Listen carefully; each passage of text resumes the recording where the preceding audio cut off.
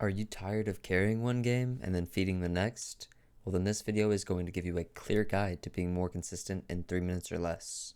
And a quick disclaimer, everybody has bad days and everybody's going to have a bad day, but this guide is going to make those far less common for you.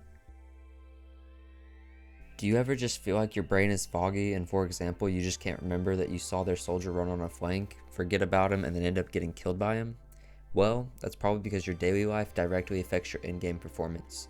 In order for your brain to perform to its highest capability, you need to eat well, sleep well, and stay hydrated. Because Overwatch requires you to make many snap decisions, and so if you're feeling foggy and sluggish, then you're going to end up making bad in-game decisions, which will lead you to playing poorly overall. And that's why we need routines. When we set daily routines, it's going to help us prevent these times and days where we hop on and just feel like our brain isn't working the way that it normally does. And here's my daily routine in case you need a starting point to go off of. Feel free to pause it or screenshot, or you can just scroll down into the description to copy it down. Don't play too much. Take it from someone like me who plays this game for 8 to 10 hours a session while I'm streaming. When you play for more than 4 or 5 hours, your gameplay is going to decrease in skill, because the more you play, the less energy you have to keep playing.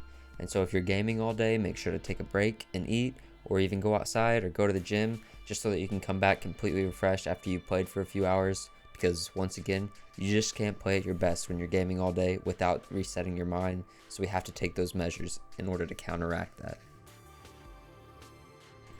Aim is one of the most important aspects of your gameplay for most of you watching, unless you play Mercy or Winston, of course.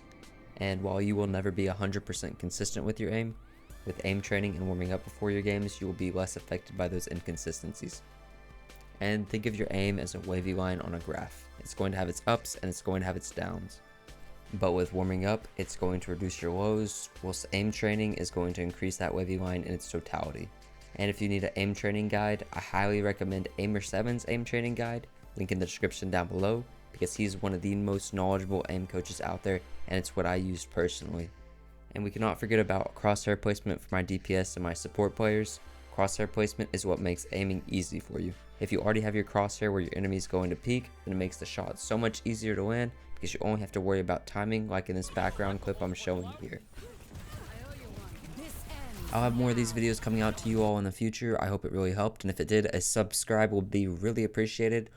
And if you guys ever want to watch me live, I am live every Tuesday through Thursday about 4 p.m. Central to 1 a.m. Central, either playing on my main account or doing an unranked GM for you all. So if you want to check that out, come stop on by on my Twitch, link in the description.